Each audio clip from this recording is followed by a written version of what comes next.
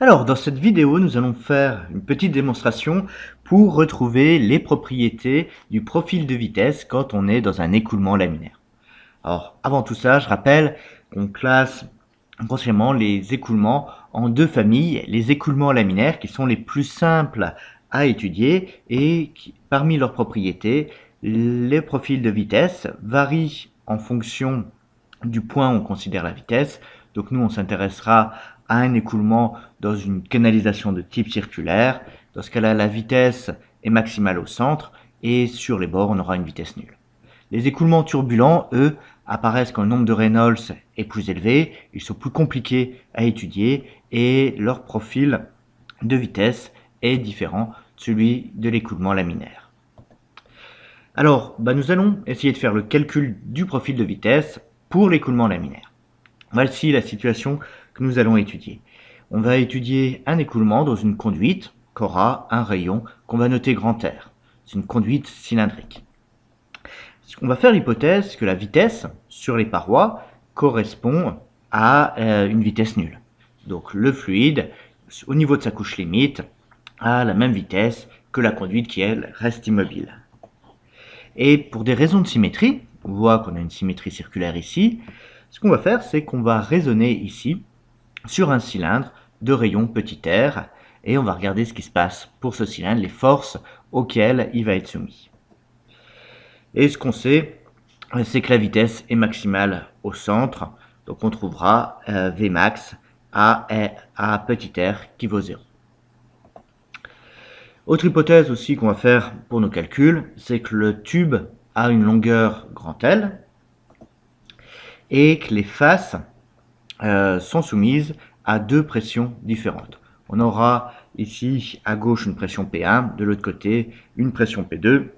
P1 est légèrement supérieur à P2 parce que entre les deux, en raison de la viscosité, eh bien, le fluide a perdu de l'énergie, il a perdu de la charge. Donc, ce qu'on va noter, c'est par un grand pi, ça correspond en fait, on verra plus tard à la perte de charge, la différence de pression P1 moins P2. Alors faisons maintenant le bilan des forces auxquelles est soumise ce cylindre rouge qu'on a isolé dans l'écoulement.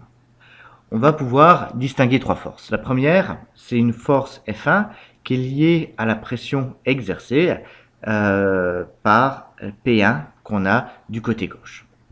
Du côté droit, on a une pression P2 et ça va exercer une force F2.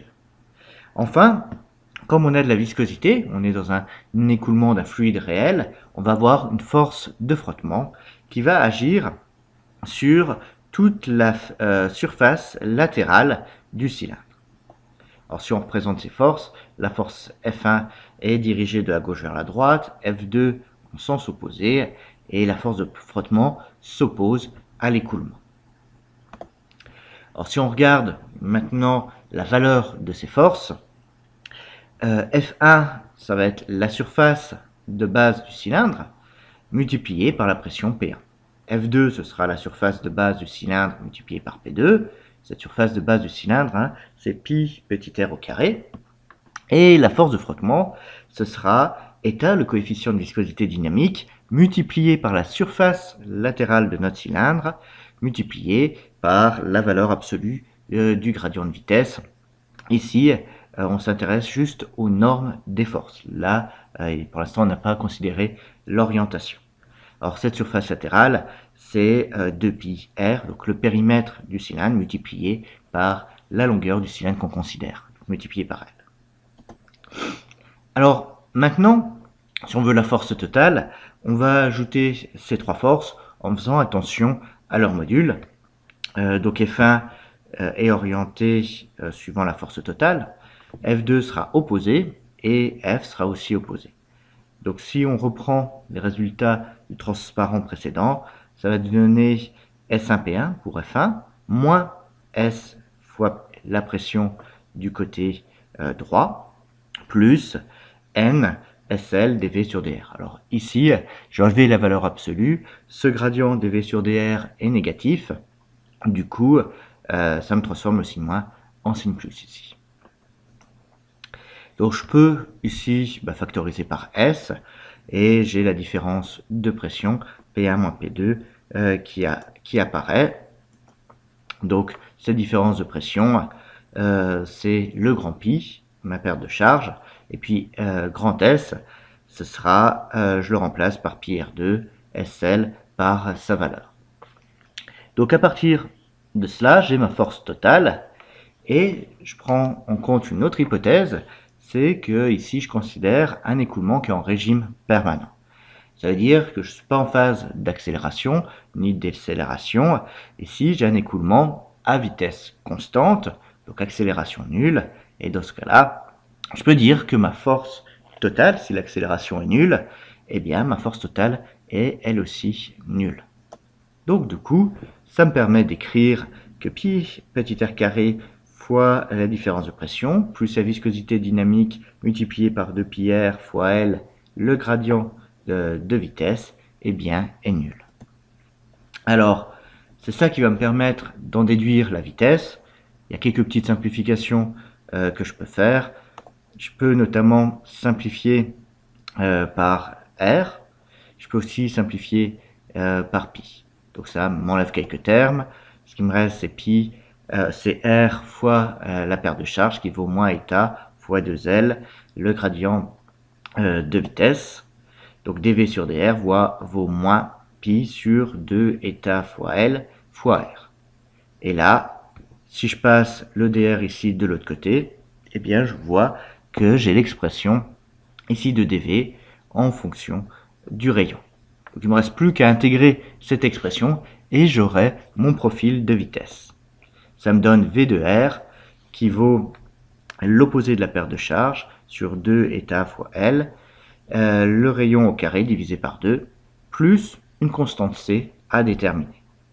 Et pour déterminer cette constante C, eh bien, je vais réutiliser une des hypothèses que nous avons formulées, c'est que la vitesse, quand le rayon du cylindre qu'on considère vaut le rayon de la conduite, donc quand petit r vaut grand R, on avait dit que la vitesse était nulle.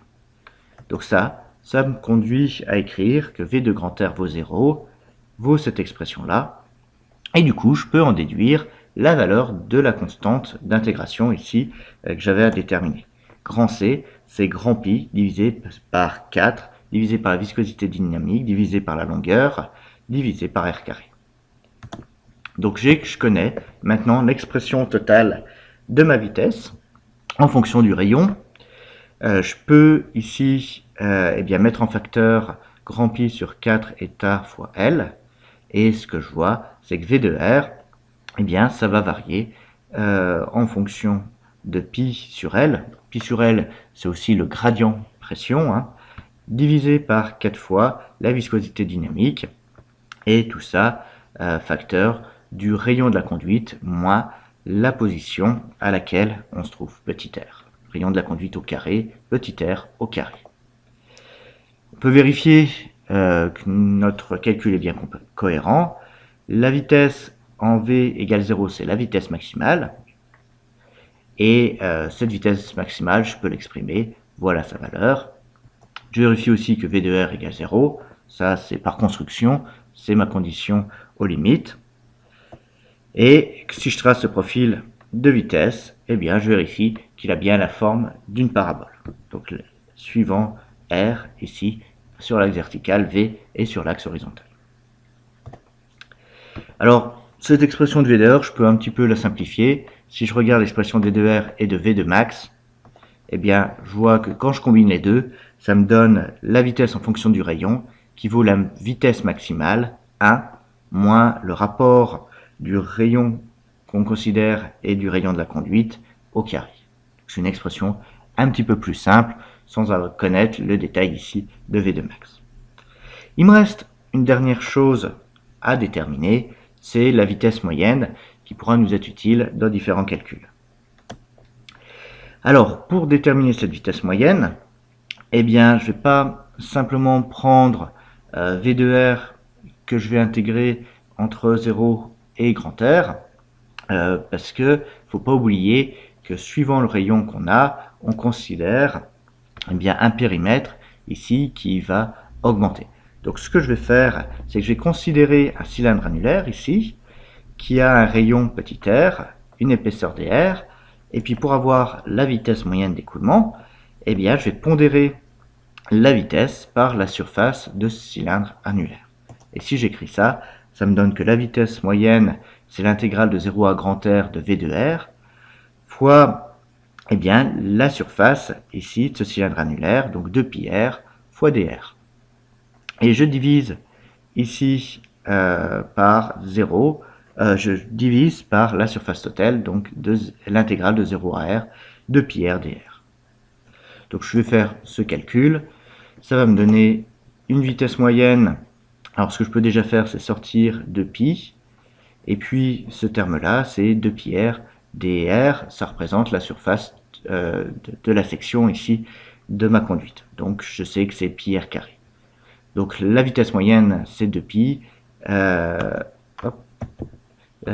2pi divisé par pi r carré, l'intégrale de v de r, r dr, donc 2 sur r carré, l'intégrale de 0 à r, la vitesse maximale, 1 moins r sur grand R au carré, r dr. Là, j'ai juste remplacé v de r par son expression qu'on avait trouvée précédemment, et que j'ai remise là.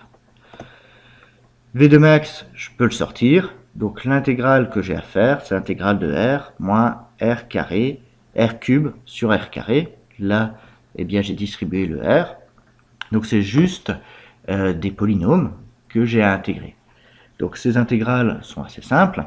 La primitive de r, eh bien, c'est r carré sur 2, et la primitive de r à la puissance 3, c'est r à la puissance 4 divisé par 4. Donc ce que j'aurai à prendre, c'est 2 fois Vmax divisé par r carré, et r carré sur 2 moins r4 sur 4r carré à prendre entre 0 et grand R. Et quand je fais ce calcul, on voit que 0, ça va donner 0 ici, donc j'ai que le grand R qui va intervenir. La vitesse moyenne, ce sera 2 fois la vitesse maximale divisée par r carré, multiplié par r carré sur 2, moins r à la puissance 4 sur 4r carré. Donc là, je vais avoir des choses qui vont se simplifier, et ce qui va me rester dans la parenthèse, c'est du r carré sur 2 moins du r carré sur 4, c'est-à-dire du r carré sur 2, du r carré sur 4, et là je vois que j'ai encore d'autres choses qui peuvent se simplifier, les termes en r carré, et 2 sur 4 ça donne 1/2, donc au final, eh bien, le résultat important qui mérite d'être retenu, c'est que la vitesse moyenne est égale à la vitesse maximale divisée par 2.